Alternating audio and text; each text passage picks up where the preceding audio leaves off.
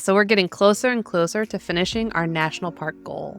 It's one of those hikes where you can just almost feel the forest around you. And that's kind of hard to explain, but that's what it feels like. It's tucked away up here in the Pacific Northwest. Why all this moss is everywhere, and there's ferns and just massive trees, and everything's green. You know, I'm not a beach girl, but this is my kind of beach. I had my hiking boots on. It's one of those places where photos don't really do it justice. Important reminder that nature does what it wants. And one big storm can knock any of these things over. So enjoy them while you can. And Olympic National Park, if you haven't noticed, has a lot of big trees. The trees make it special. And then when you mix in the coastline and the beaches and then the mountainous with the forest leading up to all the high peaks, snow-covered peaks, it's an amazing park, to be honest. We're Jay and Bea, and at the beginning of 2021, we hit the road. Permanently. We traded our city apartment for a constant stream of Airbnbs, new states, and places. And we wouldn't have it any other way.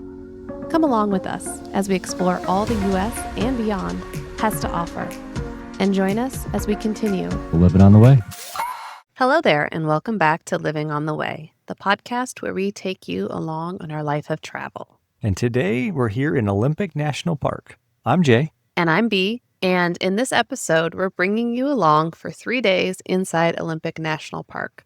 We're recording each recap right on location throughout the park, so you can come along and really experience the park with us, from rugged coastlines to lush rainforests. And the first section of this video podcast was filmed right here on location at Rialto Beach. So if you're not watching this via the video version of our podcast on YouTube, let me set the scene of what we're looking at and where we are right now. So we're sitting on a piece of driftwood, but not just the typical driftwood you think of when you hear the word driftwood. We're actually among giant old trees. Over the years, they've formed into these equally giant driftwood, almost full tree pieces. And we're looking out at the wild Pacific with a beautiful blue, sunny sky. Yeah, it's an amazing view with watching the waves come in here and just sitting on these giant piles of drift trees. And before we get to day one, let's back up a minute about how we got here and how we got ready to see Olympic National Park. And Jay, what number national park is this for us? It's 58 for you and 57 for me. So we're getting closer and closer to finishing our national park goal. So after wrapping up at the North Cascades, we drove through North Seattle into Olympic. So we took a ferry over and started out in Port Angeles. Yeah, and on the way into the park here, we stopped at the Olympic National Park Visitor Center and perused the exhibits, and I, of course, had to go watch the park film. You always watch those park films. I do like them. They're very informative. This one, though, probably not my favorite. 25 minutes long, super slow pacing. Felt like it could have been condensed down to about 10 minutes. So maybe skip this one if you're tight on time. But the visitor center itself was nice. It was small, but it was solid. It had some exhibits, and I was able to grab my sticker. Yeah, and I grabbed my pin. And then we headed to our Airbnb in Port Angeles for the night. So we ended up staying in an RV that I rented through Airbnb. It was cozy, and being peak summer, it is a little hard to find lodging. So I think this is a fairly solid choice for us. But let's get into day one. Yeah, so day one started out bright and early, very crowded this time of year. So we got out and early and drove over to the Solduck Valley area. So if you've never seen the layout of Olympic National Park, people describe it as a wheel with spokes. So you drive around the wheel and you come in through the spokes. And Solduck Valley area is one of those spokes. And it's actually up in the northern part of the park. Yeah, we used our annual America the Beautiful Pass. Got in at the ranger station on the road in from the spoke. And we drove through some old growth forests. So Douglas firs, cedars, just moss-draped branches everywhere until we reached the trailhead for Solduck Falls, which actually is at the very end of the road, or spoke, if you will. And it was very crowded. We did luck out a bit with parking, but it's a very popular area, so you might have to walk an extra half mile or even mile in this peak season of the summer. Right. And the trail itself is well marked and it's beautiful. It's an easy 1.8 mile round trip. It's one of those hikes where you can just almost feel the forest around you. And that's kind of hard to explain, but that's what it feels like. There's towering trees, there's smell of cedar, and then suddenly you start to hear rushing water. And then the falls appear as you're winding down the hill. The hike is definitely worth doing. It's a very cool waterfall. very different actually than other waterfalls. It has these 3 different branches that come over all at the same time, and they fall all the way down into this large square-shaped chute area. So it's a very unique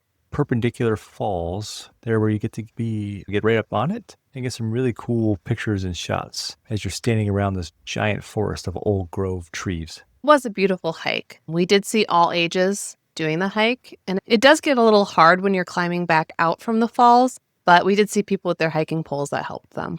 Yeah, slow and steady wins the race. For us, after we wrapped up at Solduck Falls, we drove back out the spoke towards the main road. And on the way out, though, we stopped to see the ancient Grove Trail. Yeah, it feels almost like this is a hidden gem, even though it's just right off the road. It's a short half-mile loop. No one was there. I mean, we had just come from a very busy hike at the Solduck Falls, so it was actually nice to have that peaceful walk to ourselves. And you're really walking through these massive old-growth trees, 8 to 10 feet wide, hundreds of feet tall.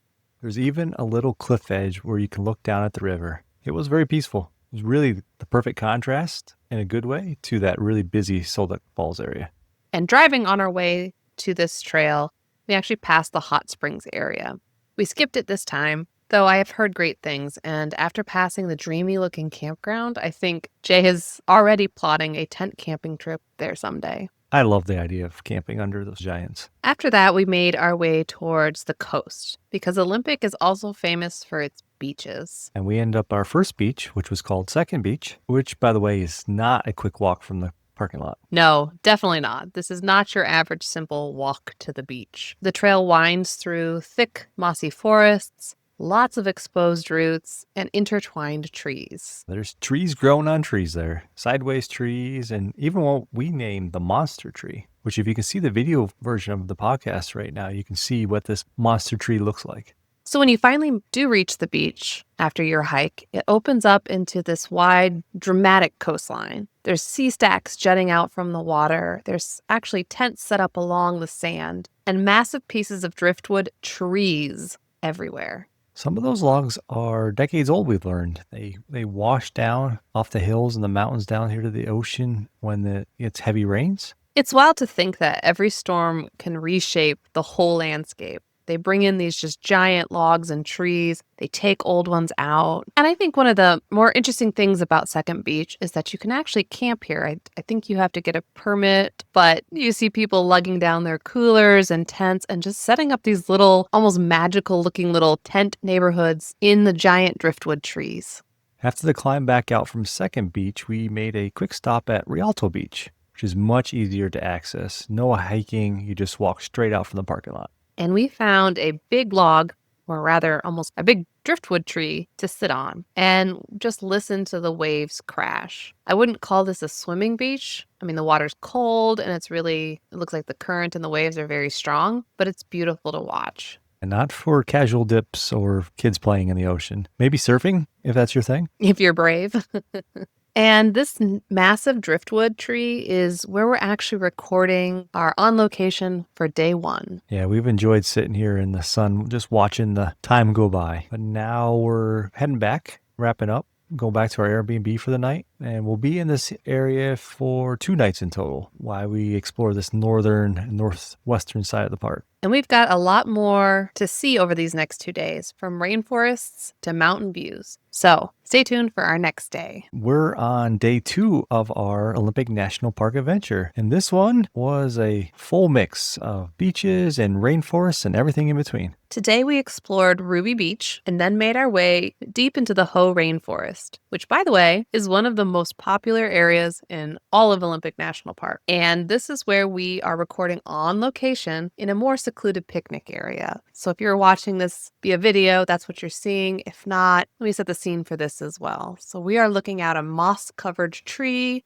sitting on a picnic table in a quiet little area within the Hoh Rainforest. Yeah, and the Hoh is a temperate, old-growth rainforest, one of the few of its kind still in the world. It's tucked away up here in the Pacific Northwest, and it gets anywhere from 12 to 14 feet of rain a year, which helps explain why all this moss is everywhere, and there's ferns and just massive trees, and everything's green. And before we went moss hunting, we started our day by the water. So we wanted to time our day around the crowds because it can get crazy. So instead of hitting the rainforest earlier, like most people do, we went to the beach first. That was strategic on our part. We heard from both the ranger and online reviews that by 11 a.m., cars can be lined up 100 plus deep, waiting just to get into this part of the park, the whole rainforest. It is that popular. So we decided to head to Ruby Beach first. And this is one of the most beautiful spots. I guess all the beaches now are becoming the most beautiful spot. And it did not disappoint. Very interesting beach. It's very dramatic, rocky, and wild. Giant driftwood logs again everywhere. And you do have to climb over them to get out to the water, which is great if you're able to. I don't know if a storm had come through and rearranged things to block your entrance in, but it was like an obstacle course. Also part treasure hunt because there was little caves tucked in here and there. And we were actually able to find a place to set up our chairs, have a snack, used one of those logs as a footrest, and just people watched and watched the waves crash. Very peaceful in that rugged northwest kind of way. Cold waves, sea stacks off the coast, and salty air. I could have stayed there all day. I'm not a beach girl, but this is my kind of beach. I had my hiking boots on, had some warm clothes on, and I could just watch and listen to the rocks make noise as the waves crashed in and out. But the whole rainforest was calling. And that's where the timing worked out really well for us. Real perfect. By the time we left the beach, it was about 5 p.m. And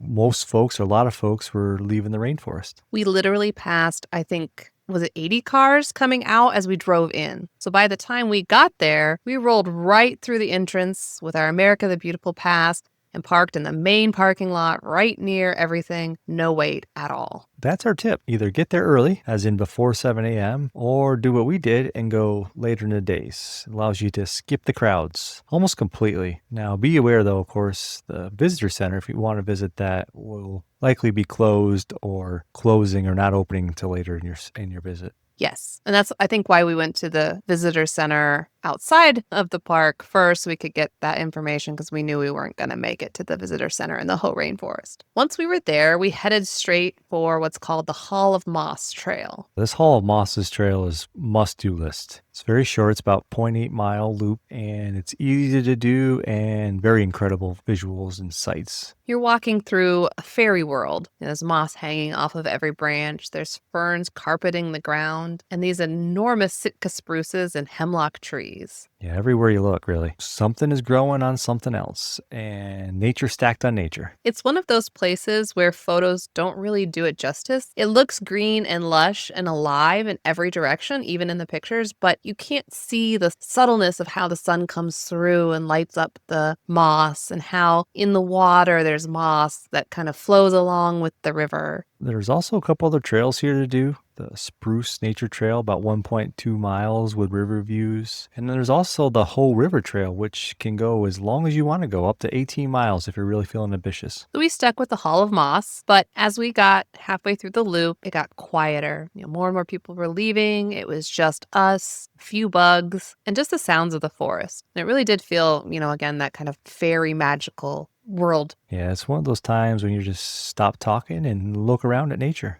And while we did love it, I don't know if I would have wanted to wait 2 hours in line for this hike and then have to be caught up with all the people around me. But catching it with almost no one there, that was worth every bit of waiting and strategically planning coming here. Yeah, that's the big takeaway for today, which is plan your timing if you can be flexible. Work the day around what you want to do based on missing what other people want to do so you can really experience nature in Olympic at its finest. And this park continues to surprise us. The variety here is wilder even than I anticipated. I was interested in coming here for quite a while, but now that we've been here, I'm definitely recommending Olympic. The diversity from the mountains to the moss and the green to the oceans and the beaches, it honestly is amazing. Tomorrow's our final day here in Olympic, and we've still got some more exploring to do. Welcome to day 3, our final day in Olympic National Park, and we're looking out at Lake Quinault. It's a beautiful blue lake here on the southern side of Olympic. Yeah, if you're watching the video version of this podcast, you can see how beautiful it really is. It's just one of the many really breathtaking views all throughout the park. We got started a little late today because we had to work the earlier part of the day. I think you've heard us say before on this podcast that while this isn't vacation, this is our life. We get the opportunity to do things that people are doing on their vacation. We finished work and we did some of the must-do stops on the more southern side of the Olympic National Park. We first stopped at what is known as the Tree of Life along the Pacific coast. Yeah, and it's this smaller compared to other Sitka spruces that has grown between two bluffs, and its roots are all intact. And I've seen, I thought, more recent YouTube videos and pictures of it where it was up much further up. So when we were there, it's almost touching the ground now. So I think it was much more spectacular. We looked it up and it says it's been slowly falling over time. I feel like it's fallen a lot recently. And I think if I hadn't known what it looked like before, I don't know if I would have thought that was unique. But again, it's an interesting stop, and that's an important reminder that nature does what it wants. And one big storm can knock any of these things over. So enjoy them while you can. While we're headed out towards south, we pass Lake Quinault. And there's a big loop that you can drive, and we've been listening to Guide Along, which I think we talk about in other podcasts. But he was kind of guiding us along. And if we had more time, I think it would have been a 31-mile loop around the lake. And Guide Along suggests to go to counterclockwise, which was actually really great because the very first stop, like right after turning off on 101, was the Quinault Rainforest Natural Trail. And it's what they call an interpretive trail. So it has a lot of signs that kind of tell you about the nature you're seeing and the process that these trees go through. And so you're wandering through this lush fern overgrowth. And we're here during dry season. If you're, again, watching our video podcast, you'll see in front of us is just dry grass. But in this rainforest area, even though it's not getting that much rain this time of year, it's still very lush looking. Yeah, and along with all the lushness comes some absolute giant trees that just soak up all this rainfall, the 12 to 14 foot a year. Some huge western hemlocks and western red cedars, and then some of these really large Sitka spruces, and of course Douglas firs as well, all of which are hundreds of years old, multiple feet in diameter and hundreds of feet tall. Well, very impressive in this lush rainforest as you walk around. Yeah, and what I found interesting about this particular rainforest trail over maybe the Hoh rainforest is that there's a lot of down trees in that area. I don't know if a big windstorm hit or what, but over the last, I would say 3 to 10 years, it looks like a lot of trees have fallen. Giant trees. And, they do a good job of clearing it out of the way. But what I find interesting is that it gives you a really good view of what they call nursery logs. And I always wondered, why are these trees growing with their roots up higher off? And what it is that when a tree, one of these monsters, falls, it starts to provide a good place for seedlings to start growing. And so this forest, because it's had many down giants, trees, you'll see different phases of these trees growing alongside the dead tree. And so it makes straight lines of trees through the forest. If you have time, definitely visit both the Hoh rainforest and this one. The Hoh area definitely has more moss, such as the hollow moss, but both have very large trees, and we of course love looking at these giants.